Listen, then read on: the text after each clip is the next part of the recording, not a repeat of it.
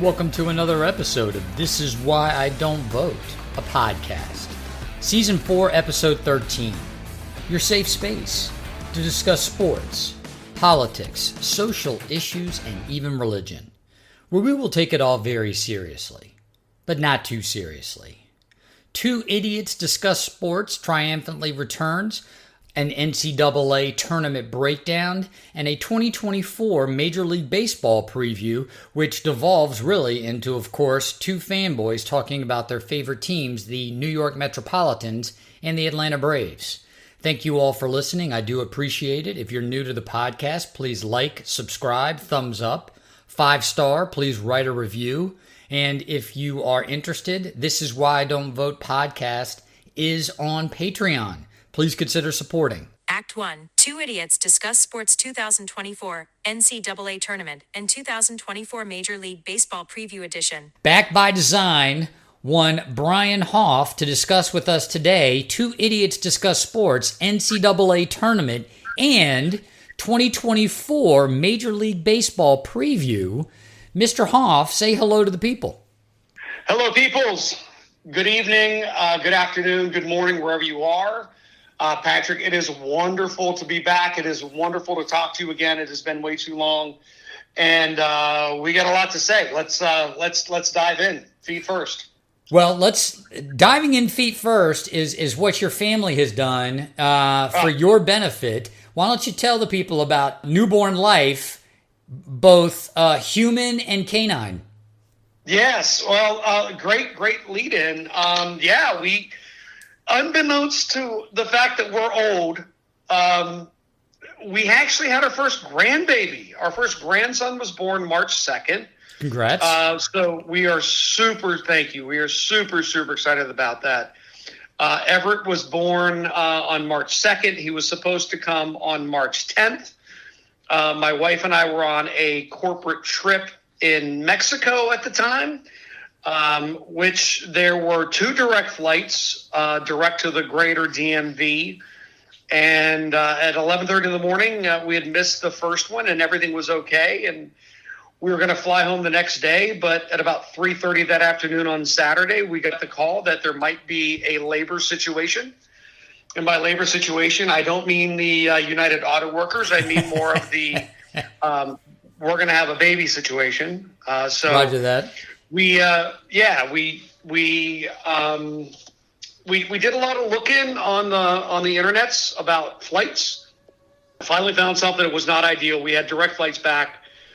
Turns out we had a 9:20 something flight into Newark, which involved an overnight layover, taking off at 7 a.m., landing back in the greater DMV at about 9-ish. At a different airport than one we left from. Lo and behold, Everett was born 2 minutes before we took off from Mexico. We got about 2 hours of sleep by the time we got bags and got to a hotel and laid our heads down and woke back up. So, we've got our first grandson. And then about 2 weeks before that, for some reason, we decided to get, or let me rephrase it as my wife says, I decided to get a new puppy. We lost our guy, Chipper, our Hall of Famer last summer. And we now have about a 4-month-old baby girl boxer, which is awesome. Now, I mentioned earlier that the baby's name, our grandson's name, is Everett. The plan is to call him Rhett. So Rhett. And then we've got our brand new puppy that we have called Scarlet. And I will pause and let everybody do math on there. You're supposed to slow down when you get older, and here you are, like it's 1996, flying all over the eastern seaboard, getting 2 hours of sleep, and now you're going to be chasing around after not only a new human being, but a new dog. Well, I believe that I don't know officially that the studies have been done yet, but I have a feeling that there are going to be new studies on drug addiction and smack for grandparents at some point in time soon. Or maybe they're going to have the marketing campaign for Adderall for 65-year-olds. It's possible. Whatever works. Again, we went to Mexico, so maybe some fin would be nice. I don't know. Just give me something to keep me moving. But a lot of great things happening in the Hoff House. We are super, super excited. Mama and baby and daddy are all awesome. The family is absolutely ecstatic, over the roof, head over heels, and this little human is encompassing everybody's hearts. So it's awesome, man. It's a good time here. Well, again, congratulations. Let's maybe I'll be congratulating you for this as well. Let's talk about the NCAA tournament, Awesome. specifically your bracket and your impressions of the tournament so far. Have you been a sage, a wise chooser in these first, I guess we would call it the round of 64 and the round of 32 leading into the round of 16? How have you done so far? So let me preface this by saying I've got 2 official brackets, and you and I talked previously. I've got 2 survivor pools, and those are kind of interesting, where you pick one team for one round, and then you can't pick that same team for anything else, and those always kind of get funky.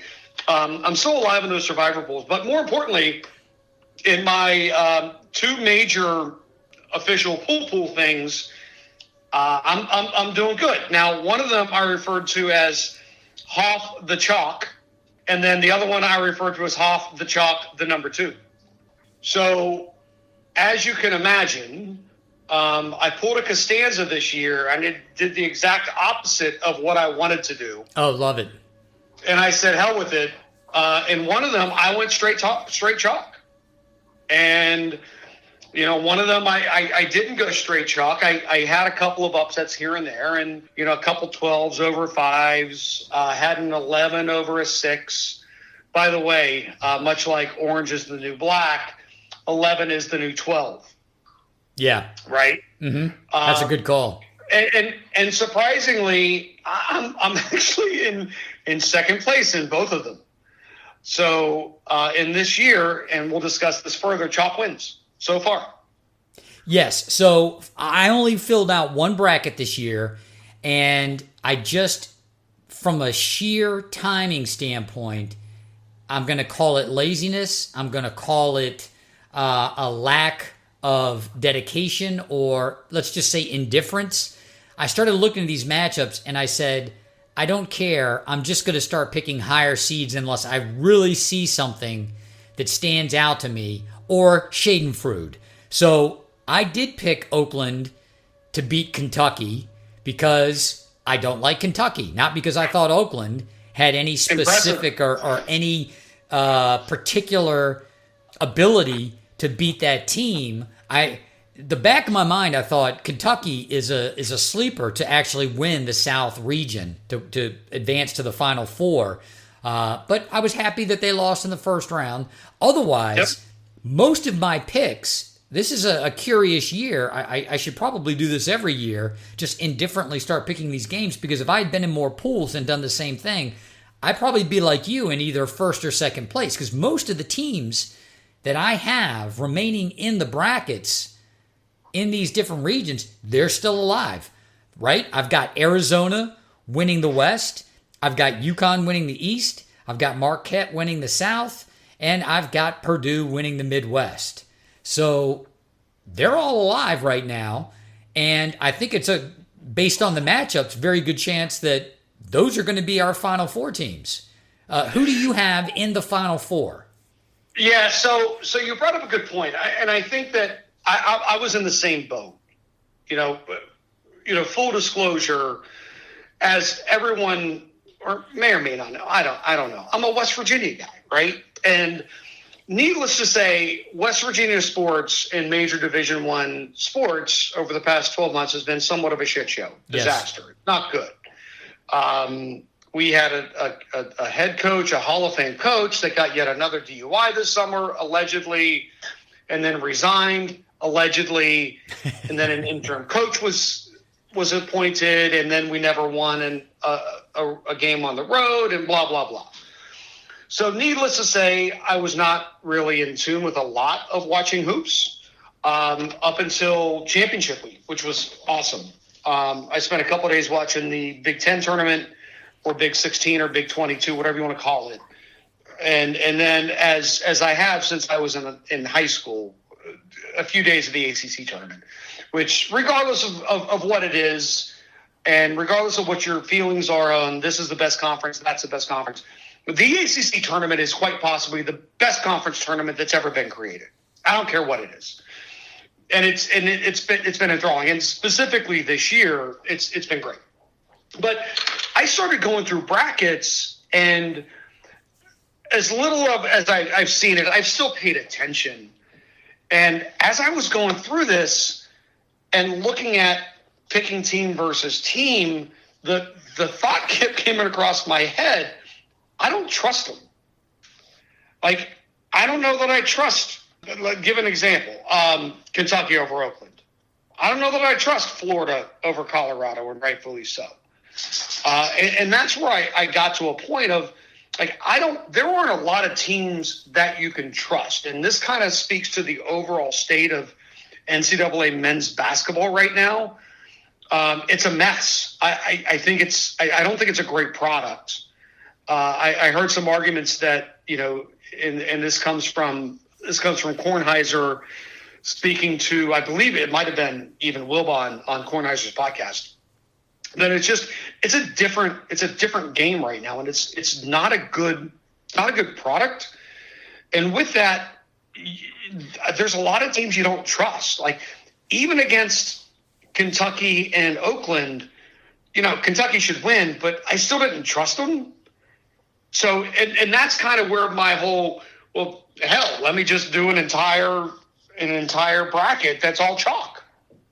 I want to comment on that, and I want to comment on two teams in particular in the SEC that people were calling disappointments based on their loss. It's Kentucky and it's Auburn. But I think it speaks to your point and the point of some of these pundits that you can't trust a lot of these teams in modern college basketball, and it is a product of not only the fact that college basketball has gotten much younger for a lot of the top tier programs, because you've got kids who are coming to school for maybe a year or two with the hopes of making the NBA, but you've also got, based on now this name, image, and likeness money that's available to kids and how kids are gravitating towards certain schools because of the money and the way that they're being coached, there are teams that are athletically and physically amazing, Kentucky being one, Auburn being another, but they suffer from something that I'm going to refer to as a plague. I'm not going to call it something that is temporary. It's like a plague that is surging through college basketball, and that's young kids not knowing how to play defense based on a more professional or modern college or pro offense being run on them. They just don't see. They don't have the vision on the court. Athletically, they can do a lot of things, but they get caught in a lot of these motions and these movements that they just don't recognize. That's you, Kentucky. And then the fundamentals of basketball, namely making your free throws. I mean, this is something that plagues Bruce Pearl teams. Me being a Tennessee fan and him being Tennessee's head coach, I can remember screaming at the TV when I was inclined to actually scream at the TV over a sporting event, and how badly several of the starters on Tennessee's team, their basketball team, how bad they were at shooting free throws. These are kids who Pearl would put out there the last 5 minutes of the game, and they shot for a season 59%, 66%, 68% from the free throw line. And now you expect kids who throughout the course of the year haven't made free throws consistently to, at the biggest moment of their lives in the NCAA tournament, make these free throws. A lot of these upsets, or I should say that, let me put the enunciation on that correctly. Many of these upsets, in my mind, are the product of 4, 5, and sometimes 6-year players on some of these smaller schools or these higher seeded schools. They're taking on these incredible athletes and kids with amazing skill sets who just don't have a very sound, fundamental understanding of how offenses are run and how defenses are run, and that's why they can get beat. So you can't trust that they're going to, over the course of a 4 or 5 or 6 game elimination tournament, play consistent offense or consistent defense for that stretch. Your thoughts? Yeah, I think you hit on something there that I think may need to be an entire segment at some point in the future. And you hit on it with NIL. And, you and I talked about this last year during baseball season with Mr. Stevie Cohen trying to buy a team with the Mets, right? Yes. And his billions of dollars. That's where we're getting to with college basketball and college football for that, college sports overall. That's where we're getting to.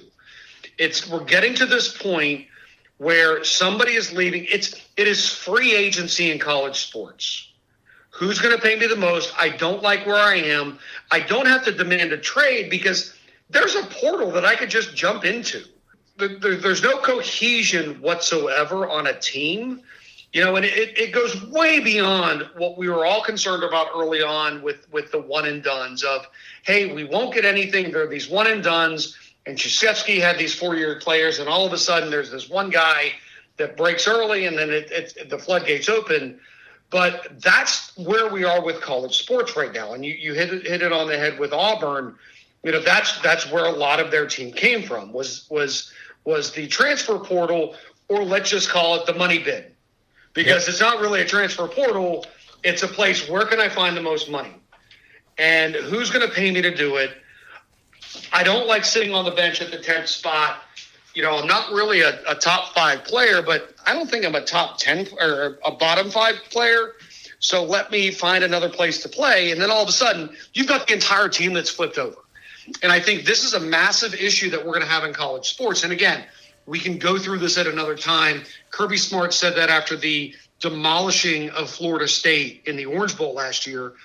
But we've got a huge problem. That said, to address your point, agreed. You've got these teams who have these transfers coming in that are these 3rd, 4th, 5th-year players, or even 4th, 5th, and 6th-year players now with COVID, who are now transferring to these, dare I say, larger schools like Oakland. They're established players. They know how to throw the rock up. You make 10 against Kentucky, and now all of a sudden they're by the wayside. So I think there's a huge issue that we've got in college sports. But I kind of went off the rails there. Going back to the NCAA's, we did have some upsets, but not a ton. We had a lot of chalk, and it was, over the first 2 rounds, the higher seeds were 35 and 13. Underdogs only won 11 games in the first 32. They only won 2 games in the next 16. So even though we've got this issue of I can't trust the team, what's transpired? We've still got the higher seeds that are going in. And we can have conversations about some of those lower seeds should have been higher seeds anyway. And I don't want to say anyway. I mean, NC State played their way into the tournament, 5 straight games. They've won 2 more.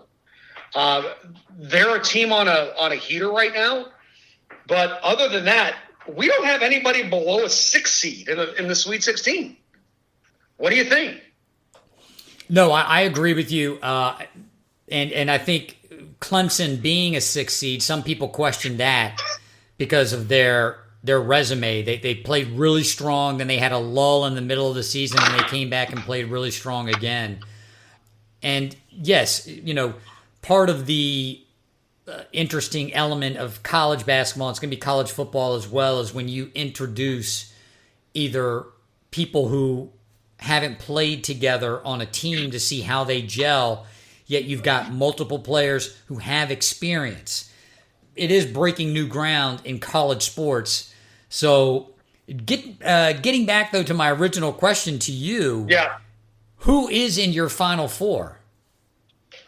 All right, and I was just about to get there. So we've got I rarely do this, but I got 2 in one. I really only put together 2 two of the same brackets, or excuse me, two brackets, both of them in the same madness-ish.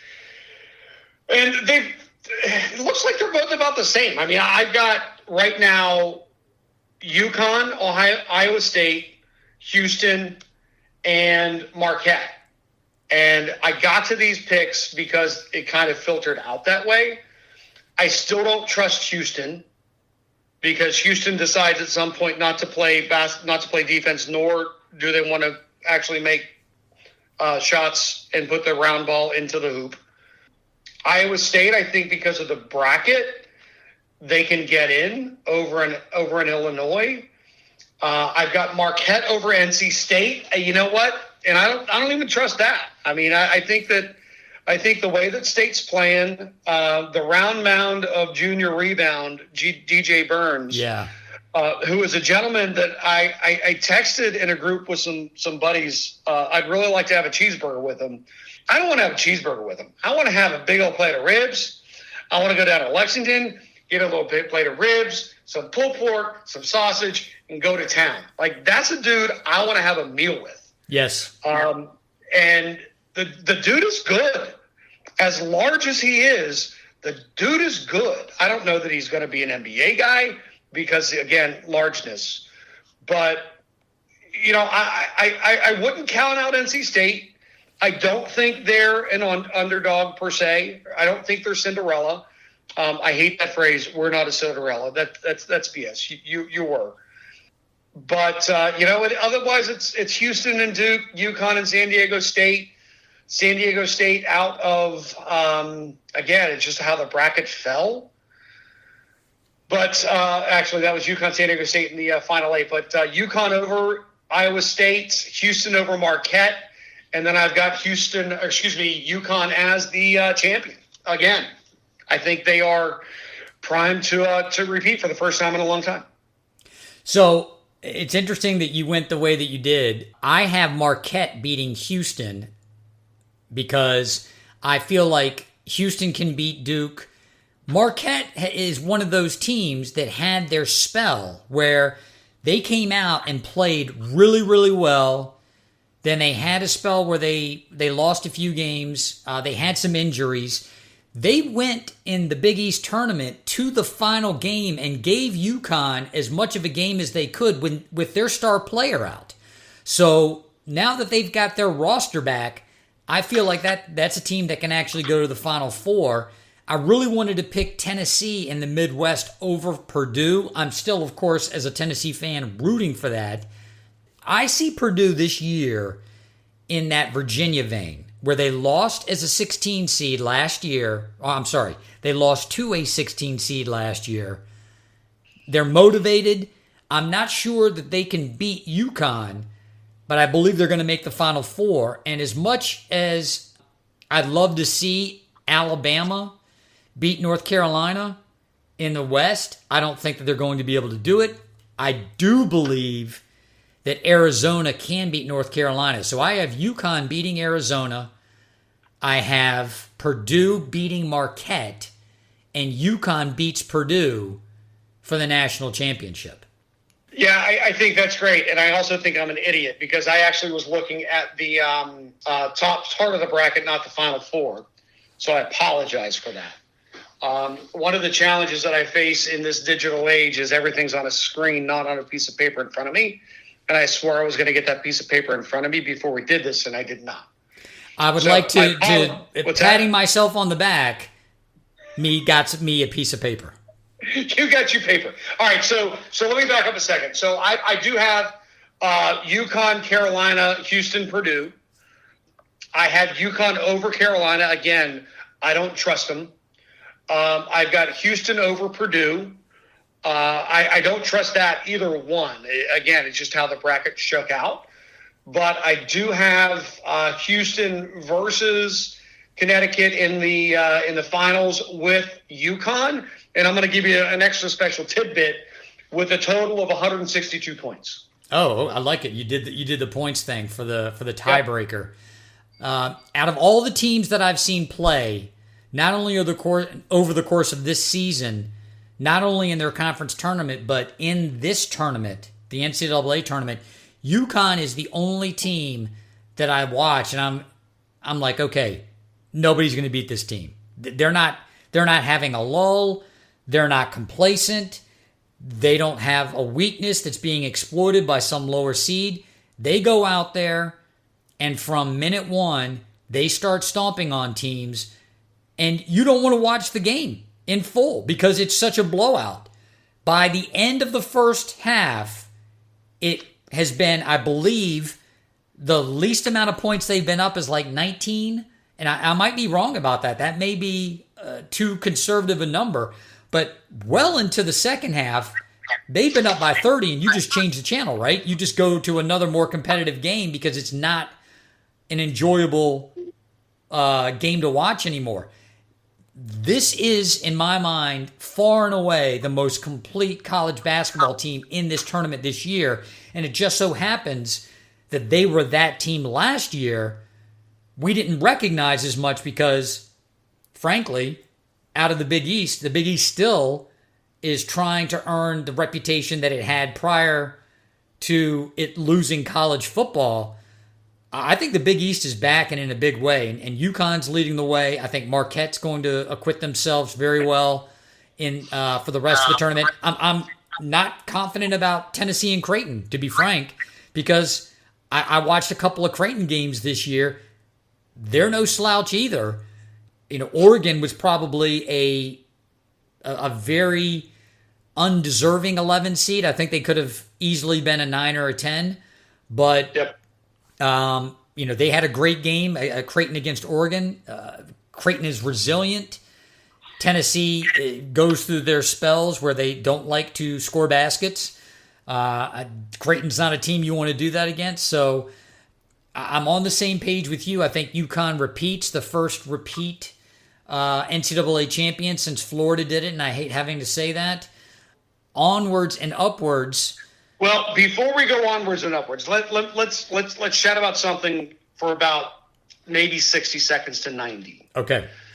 And you mentioned this with UConn being up significantly. Now, based off of the Google machine, they are beating opponents by 24 points a game right now.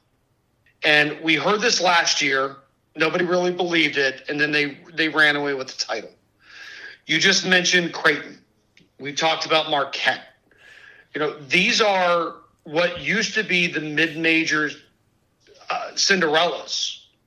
Right. And now the mid-majors are more the standards, right? They're the ones that are now there consistently playing together. And I'm going to throw this to you, and this we'll table this for the next talk. Is that also a function of NIL? Because these are the kids that want to play, that weren't the top 100 recruits. They weren't McDonald's All-Americans. They weren't coddled the entire time they were growing up. They worked for everything that they did. And now they're on a team, and I'm going to underline, italicize, and highlight team. And that team is excelling. A great point. Do you trust that team? And I'm going to say yes, more than anything. Great point. And let me add the cherry on top of that sundae. It helps when they also have incredibly capable coaches.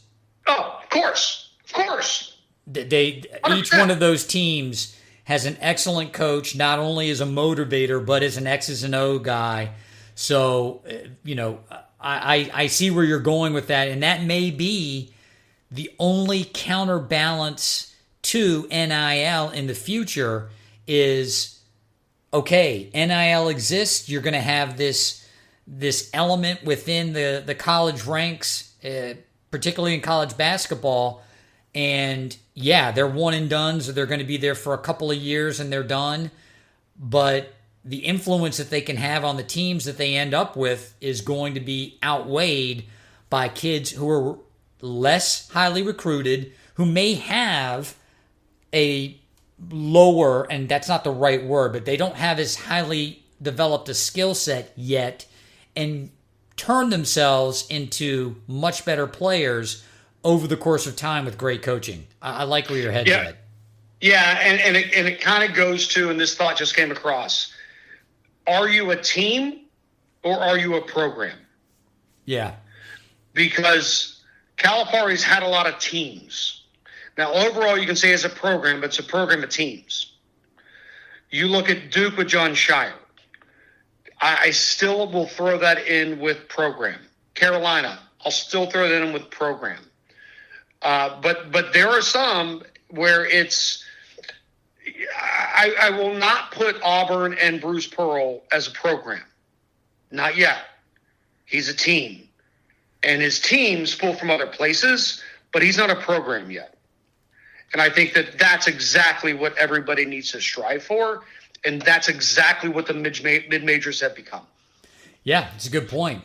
Well, speaking of good points, let's talk about the 2024 Major League Baseball season. And because it's my podcast, and I know that you were happy for me as much as you could be, given that the Mets really had a quiet offseason, the signing of J.D. Martinez, which for me as a fan came out of nowhere. I didn't expect that A, he would sign with the Mets, for B, a 1-year, $12 million contract. I feel like just based on the market, that kind of fell into the New York Metropolitans' lap, right? Yeah, I agree, and it did. I mean, it absolutely came out of nowhere. And if you think about everything that's come out of Queens over the past, I don't know, 6 to 9 to 12 months, they're in rebuilding mode. Throwing in J.D. Martinez with a Pete Alonso, I think is a really good thing.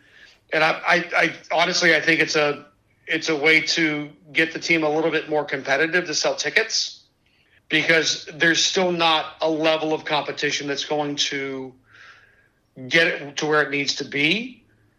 But listen, I will stand up and cheer for trying to put a competitive product on the field in any way that you can.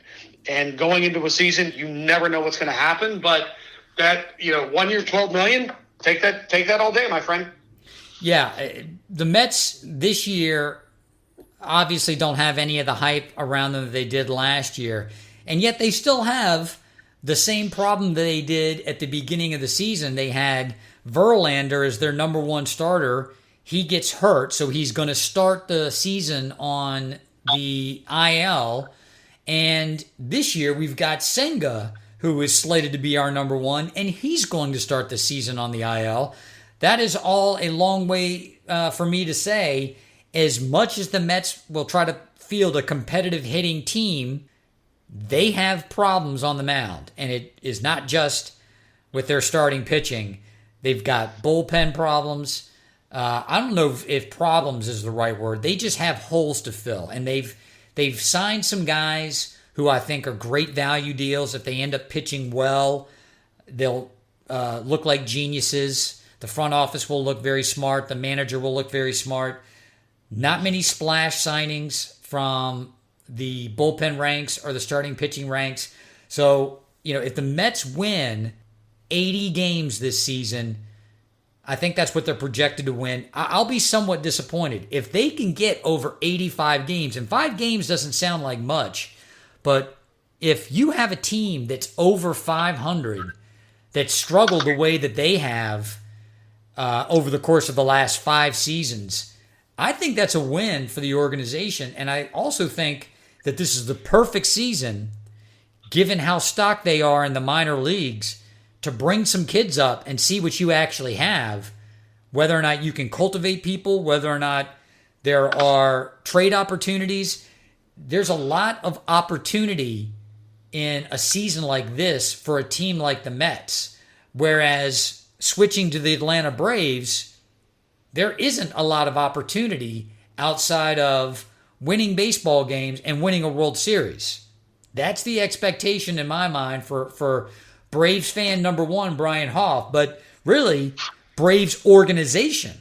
The Braves aren't looking to have a 94-win season. The Braves are looking to win the division, then win the league, and then win the World Series. Tell me I'm wrong. You're absolutely not wrong. And I'm going to go back to your Mets real quick because I think you hit something on the head. There are some issues in the bullpen, but there are issues across the board. I don't believe that Steve Cohen is expecting to come close to winning a division or making the playoffs this year. I think it goes back to let's put a competitive product on the field. If they can stay over 500, that's phenomenal. I mean, I don't know. I don't have the numbers in front of me, but how many teams every year are right at 500 or just below and still get close to making the playoffs, right? So, not a 90-win team is a really good team, but keeping in mind there's only 162 games, so 81 and 81 is 500. Right. So, getting above 500, Bobby Cox said this at one point in time. You're going to win a third of your games. You're going to lose a third of your games. It's a matter of what you do with the middle third that makes a difference. And I don't know that the Mets have that middle third luxury right now. No. But what I do know, to your point, is they have a lot of really good young talent, i.e. Luis Angel Acuna, who's down in the minors. They picked up last year in the trade with Texas for Satan, I believe is what his name is. Editor's note, that's Max Scherzer. But the two-color-eyed monster. But this is not a win year for the Mets. This is let's be competitive. Let's make sure that we can get people in the stands. That's not a bad thing, right? There are rebuilding years that go a lot worse than that. But if they can stay around 500, be a competitive team, they still have some solid spots, and then start bringing some of these young guys in, it could be a really good thing. You wonder what's going to happen with Pete Alonso. He doesn't have that long-term deal. Was it a one-year deal he signed this offseason or no? So they worked out a one-year extension to that deal, and my impression from all of the Mets rags that I read, and I think this is the same thing with JD Martinez, this team hits well, loses a lot of games 9-8, wins a lot of games 9-8.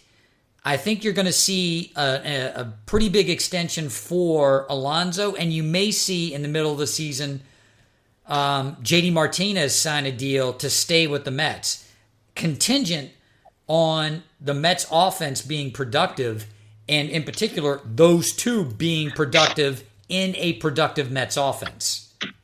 Yeah, contingent upon JD Martinez not going on Social Security disability because he's 36. Yeah. I mean, there's a lot of what ifs, right? So it was a one-year deal. It was a one-year extension for $20 million, 20.5. And all of this is contingent upon the fact that they're still competitive by All-Star break. Yep. Right? Because then it all gets blown up. Pete's gone. JD's potentially may stay gone around because they can't get anything for him. Lindor could be toast. We don't know. But there's a lot of work to be done between now and the All-Star break with the Mets. Yeah. Do they have the pieces? Yeah. I mean, Diaz is back. And before he decided to jump up and down and break his leg, he was the best closer in baseball. He's the most feared closer in baseball. Dude's got an arm, but you've got to have the other pieces around him. And, if it's July and they're, sub 500 at that point in time, and they can get two of the top 50 prospects for him in a trade, did you do it? Yeah, you got to do it. So I think the Mets are in really good position to make a showing this year. And if they don't happen to make that showing, they are stocked to be able to really cut bait and go and build for the future. So I think the days are bright. The NL East is tough. It's only getting tougher, and that's where they got to go. So I went to your Mets. I'm going to go to my Braves. And I'm going to pause there for a second and ask you, Patrick, if you have any questions. Questions about the Braves? About anything that I've just referenced. No, I agree with what you're saying. I actually think that Alonso, Martinez, Lindor, and Diaz could all be trade assets if the Mets are 14 games under 500 by the All-Star break. Because, again, like you said, there's going to be a market for those players. You're going to be able to get more prospects. And what's the point of hanging on to those contracts if it's going to take you another couple of years before you're going to be competitive? Because the problem is Lindor, Martinez, Alonso, they're old. You don't want them around in 2 more years, even if you are competitive, because you're not sure what you're going to get out of them.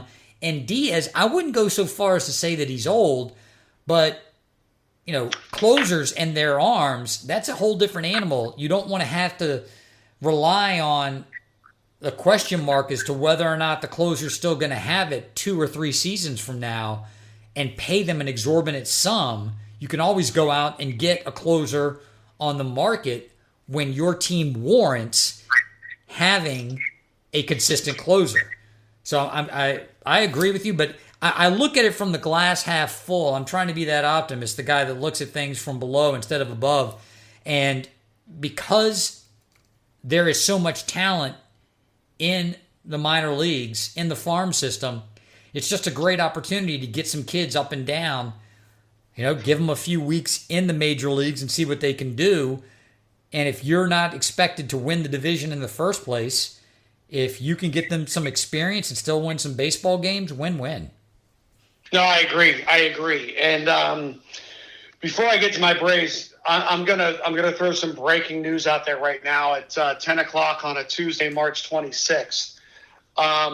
Word just came across the wire that left-hander Jordan Montgomery, yet another Boris client who was looking for that long-term deal, right, for like $287 billion, just signed a 1-year, $25 million with your local Arizona Diamondbacks. Oh, that's a good signing. That's a really good signing for a 1-year deal.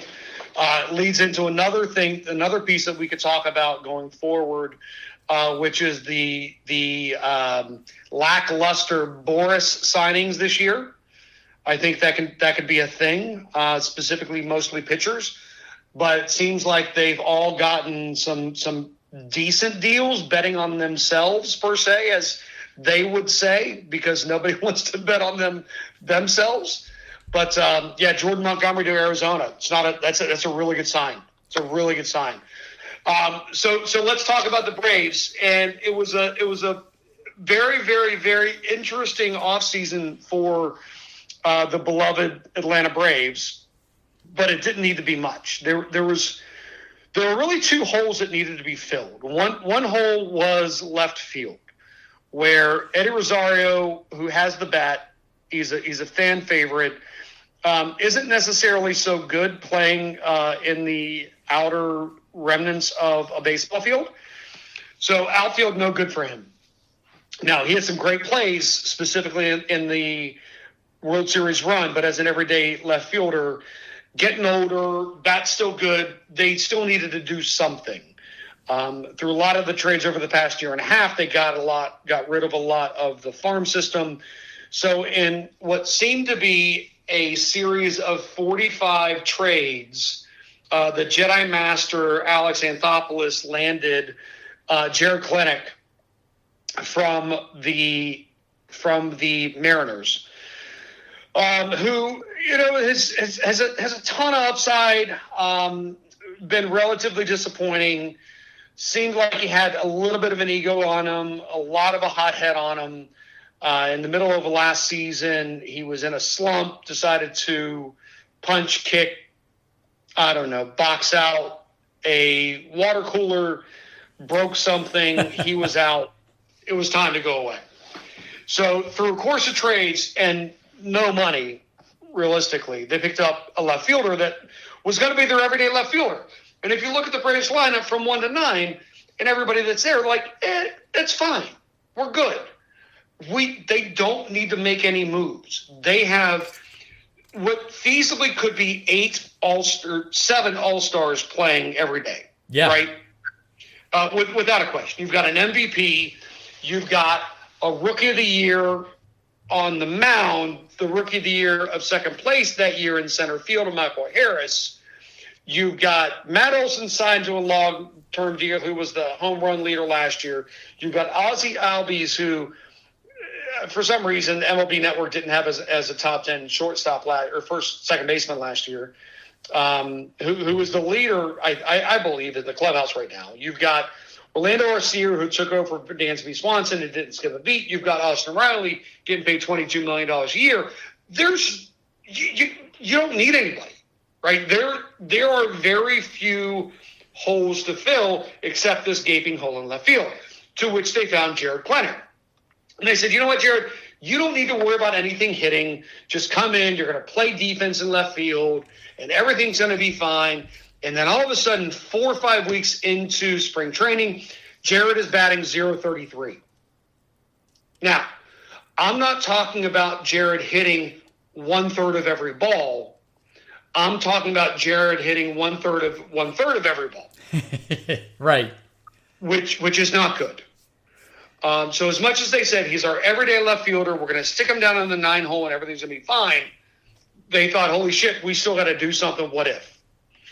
And as the Braves do, which is always awesome, and it's always great to see when one of the former Braves players who's been a key component in the clubhouse gets cut somewhere, the Braves picks him up for a song, and all of a sudden we now have Adam Duvall again, who led the National League in home runs the year the Braves won the World Series. But he wasn't there the whole year. He was actually in Miami half the year and then came back to the Braves for the rest of the season. Couple that with the fact that they made some tremendous trades for the bullpen. They picked up Chris Sale from the Red Sox for a song, and Marquise Grissom, who I love that kid.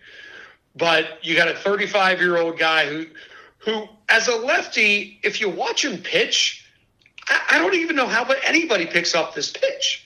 Like, there's a ball coming from the back of his head at a 3/4 angle. Nobody really knows. But we've got Chris Sale. If he can stay healthy, that's going to be awesome. They did a ton of work in the bullpen. But, Patrick, here's where it's going to hurt. Spencer Strider. Spencer Strider led the National League in his second full year last year in strikeouts. I believe the number was 281. When he was unhittable. He was throwing high 90s with a little bit of changeup, a slider that didn't stick. The problem that baseball is going to have this year is that over the offseason, Spencer Strider developed a curveball. Oh, I'm not aware of this. That is now coming in at 88 miles an hour. Oh, that's not fair. Maybe 85. So you've got Spencer Strider, who, when he was on, was relatively unhittable. Took the Braves' record at 17 strikeouts in a game, had 281 strikeouts in 2023, was top 5 in the Cy Young last year, and just developed a curveball. Good luck. Yeah, and in the words of the famous words of Inigo Montoya from The Princess Bride, this is no fair. You killed my father. Prepare to die. Yeah, that's like you said, when he's on, he's on. It's not like he needed another pitch, yet maybe that's what he needed so that he could diversify his repertoire well enough that he doesn't have the period of time where he's not on, right? That stretch of games. Because a lot of pitchers, as you well know, they may go through a stretch where they're not throwing a particular pitch very well. For some reason, they don't feel it.